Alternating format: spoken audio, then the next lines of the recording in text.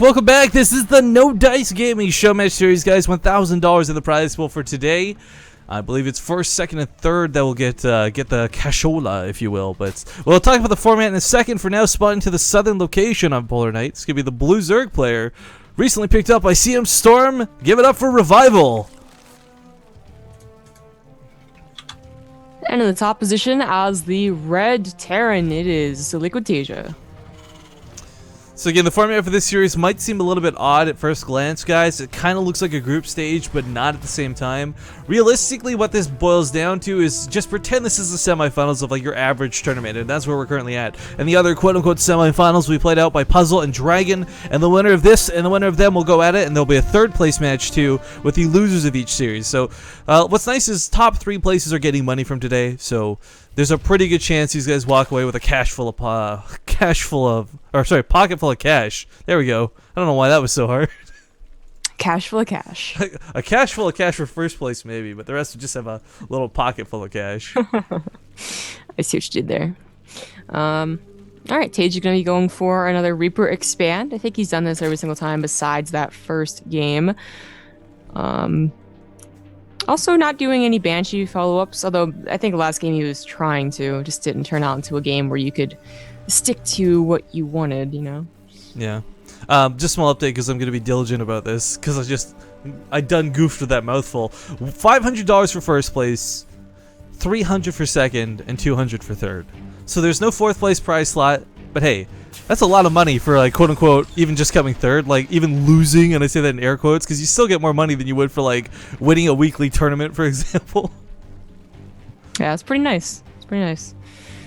I was trying to think of, how much money they make in hourly terms, which isn't fair, of course, because it's weird because like players have varying salaries. It's kind of hard to always guess. Like you never know what Taeja's making per month if he even has like some sort of thing from Team Liquid in that regard. It might just simply be tournament deals. There's some players I know on teams who when they negotiate contracts, guys, a lot of what takes into consideration is like the cost for flying around the place too. Like if you want to go to every single tournament this year, you're probably not exactly going to have like a 5K paycheck anytime soon.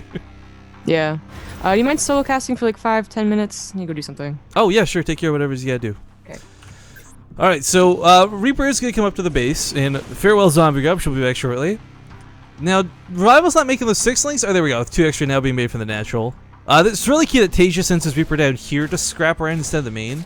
So what ends up happening typically is like with Reapers, you want to get greedy, you want to be in the main, you want to pick off all those juicy workers in that mineral line, but in doing so, you allow these 2 lanes that are popped out of here to run across the map, and of course what we always see is you pick off the SCV and it really shuts Taeja down as far as getting that command center down quickly. However, by simply doing this, you're doing the same amount of dancing you would do in the main, but instead you're doing it at the natural, and you essentially keep your main base safe as a consequence. Now, Revival's actually doing some not bad dancing himself. These lings are low, but only one has died so far. That may change here in a moment, as he really needs to get the Queen involved with this fight. Reapers, of course, can't be ignored. They might not have the most DPS in the world, but they have enough for it to be a huge nuisance. And 2 Reapers, they can't outright kill a Queen. Like, it'll take 3 trips for them to get in and out and kill this. 2 sometimes if microed absolutely perfectly, but, it's 3 Reapers that are really the Queen killers, and that's what Taeja's actually gone for here, a 3rd Reaper. So, this is going to be a lot better killing the Lings, of course. It actually lets them kill the Queens in 2 trips instead of just 1, and actually sometimes 1 trip if handled properly and the Queen, like, doesn't inject at the right time type thing. But, with 3 Queens out to defend, in total, Revival should not take too many losses here, and it's not like that's an overproduced Queen or a panic mode Queen. That's your creep spreading Queen. Like, he's just keeping it cool. We keep droning behind this. Metabolic boost is on the way. I mean, for Taeja, it was a bit of, I guess, a failure, if you want to call it a failure, but it's only like a 50 extra gas investment, so it delays Hellion slightly. It delays the Banshee ever so slightly, but not by a lot, not by enough to really offset the I guess, speed of the game. Taking on these back rocks is something I do find a little bit curious. He's opted to take his 3rd over here, which is standard. This is, hey, it's Polar Night surprise. But what I find curious, I'm assuming this indicates that he wants to take this as his 4th, the very back pocket base. So many times in this matchup, you see this base just slapped down as the quicker 4th later on, or sometimes causality the 3rd because this one gets destroyed and camped and killed. But this is a base less traveled, I guess we could call it. It's not one that's often taken, but slowly but surely chipping away at the ice. For Taeja, what's going on, by the way, he's going to have to deal with roaches, of course, one more time, but with Banshees coming out, we saw in game number 1 just how effective Banshees can be against roaches.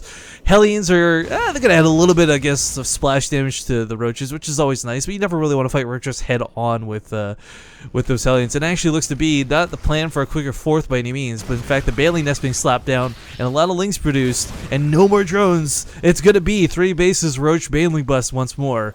Now, if Taeja saw this coming a little bit sooner, like if he can catch wind of the Zergling count, if he sees the Baneling Nest, hell, if he scans, that would be majestic, but I don't think he's going to have the know-how to put down those extra bunkers. So actually, I take that back. He's putting down a lot more now. Seeing all these roaches out early, it's kind of like, it's common to see like 5, 6, sometimes even 8 made specifically to deal with like Hellions, but when you see Lings falling up behind it, you know that it's going to be a little bit more. So will these extra bunkers be done in time? Probably. The Banelings will take some time to morph in as well, let's not forget. Lings are going to try and clean up the Hellions as well, and if all these Lings go down, there's not enough left over for Banelings, but this Banshee just picked off a couple of roaches. The ones that hasn't killed are actually incredibly low. I believe the second Banshee's popping out in a moment. He didn't lose one already, did he? No, he didn't. Okay, I'm just having a brain fart there. Oh, there we go. It's coming out literally in a moment, so there we go. Second Banshee finish up will mean that this attack won't happen, and Taeja, well, he actually did so well at dancing around and defending against the initial poke there that Revival's opted not to invest into a follow-up to this. There's not going to be 40 Banelings made anytime soon. Drones were made instead. Third command center is taken from Taeja, something always a little bit scary to do as a Terran player, but this is not like most maps. You don't bunker down around the third base. You don't sort of fortify yourself in. It's like good offense is a good defense kind of mentality here. So if he's putting the pressure around Revival's third, he can secure his own. Probably just mule it for the time being. I don't think we'll see an SCV transfer anytime soon, but Banshee's just hammering away at this third. Nothing to stop them. If the Queen comes out, it dies. It doesn't stand a chance. There might not be cloak on these Banshees, but that's okay. It's unnecessary, as they've got the DPS to deal with Queens. Oh, but 2 Queens actually changed this up just enough that, one of the Banshees does go down. Oh, hey, what's up? Welcome back, Zombie Group. Just in time for the action. Failed Roach Baneling attack once again. Actually didn't even get to the Baneling stage, but oh man, these Lings are going to get that nice surround on the Hellions. A lot of them are going to go down, but they will take out and clean up this army. Banshee fell too, so that kind of puts an end to Taeja's aggression. But more importantly, his map presence. Yeah, so that's what you really, don't like losing as a Terran player, and the fact that his third is down here and he doesn't have any, solid defense against Lings is a little worrying as well. Now, Revival, he had a drone up right there. Actually, he droned up, I think, about 20 drones, just realizing that he could, rather than having to worry about defending. And I guess Taeja does have enough of a, another ground army to not be too scared of a Ling counterattack. Curious point here, I saw a little bit earlier too. He's actually actively going to go for this as his 4th, so I saw him chipping away those back rocks early. Wasn't quite sure if that was going to be dedication or not, but I mean, it's kind of a safer base in terms of like just ground attacks. Of course, there's no safer versus drops or anything like that, but it's not as exposed as this base over here, so it's a little bit easier for Revival to deal with random aggression, I guess. Like, the Hellion run-bys or like 8 Marines that have been stimmed around the side of the map instead of drop type thing, but yeah.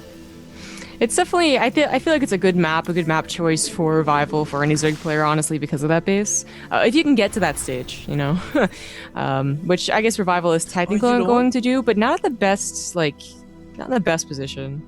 Yo, I forgot, it's the winners match that's a best of 7. This is only a best of 5, guys. So this is actually this could be Taeja's last game he needs to play versus Revival. Revival really needs to turn this around. That totally didn't occur to me just now, because we're like, alright, it's 2-1, whatever, no big deal. Except it is a big deal. Yeah, best of 5, and then best of 5, best of 7, and then best of 3. The loser's really quite cutthroat. Well, I mean, the big money, it dictates what's going on. Now, one of the barcodes. We don't know who to blame. I've been through the, for those who are just tuning in, I guess I was leaving out the wrong barcode earlier, so I just started inviting them all, and one of them lagging here just a little bit. We are playing on Korea, just worth noting too, so these players will have the best lag-free conditions to play. I mean, latency might not seem like a big deal to North America, and it's not as bad to Europe for sure, but home server is always best server for playing these matches out, and we'll be playing all the games on Korea today, guys. Yeah, makes sense. Revival finally has a okay-looking army. I mean, is this the first game where we've seen this happen, where it's Ling, Baneling, and some mutas? Yeah, he might need to leave. Which barcode though? I don't know. I guess what I want to say, like, you should probably. Yeah, it's like who's on second. See, look, which one? LOL. It looks like the same person talking, but it's not. The one that feels like they're lagging, like, and doesn't see the screen. I don't understand. Yeah. Well, hopefully it's cleaned out. It might have just been like a case of tabbing out and downloading something or something silly, but it was hopefully they stop. We got some creep tumors gonna get actually not entirely cleaned up. That's a lot of lings. That's a lot of mutalisks. Oh, gets a little bit scared though, seeing the Widow Mines of Taeja, being very careful to engage.